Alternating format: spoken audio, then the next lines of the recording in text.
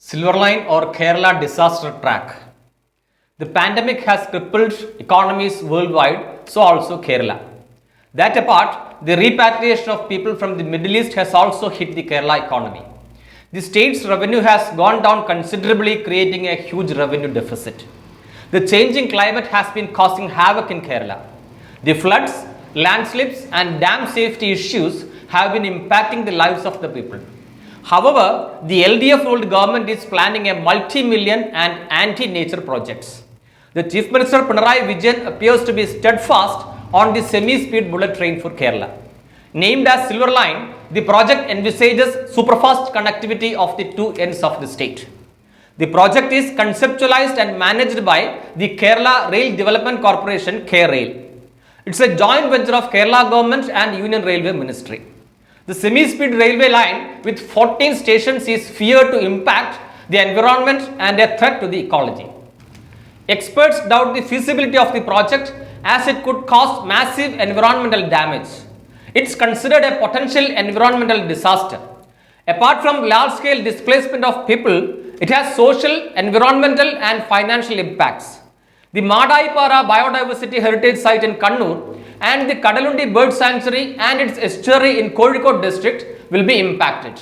The ecologically sensitive Ponnani Thrissur coal wetlands and many ponds, lakes and wetlands will also be affected.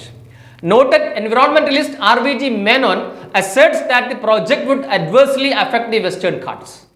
Large-scale land reclamation is required as the railway track is proposed through wetlands, rivers, rice fields and lakes. Numerous bridges also form part of the mega project. All these require a massive amount of granite, sand and soil. Sourcing of these materials would eventually impact the Western Ghats. The Western Ghats have already been damaged by granite quarries and other human interventions.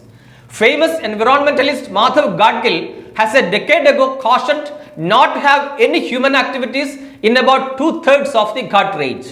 But Kerala did not listen to him or his concerns. In short, the KRail project is nothing but a white elephant. More than the environmental and ecological issues are the viability of the project. With wider roads and bypasses in the offing, the road connectivity in Kerala is all set to change its traffic pattern. With good 6-lane roads, it would only take a half the time taken now to travel destinations. That apart, Kerala has 4 airports and one in Pathanamthitta is in the pipeline. Hence, cheap flights are better options than an expensive high-speed rail corridor.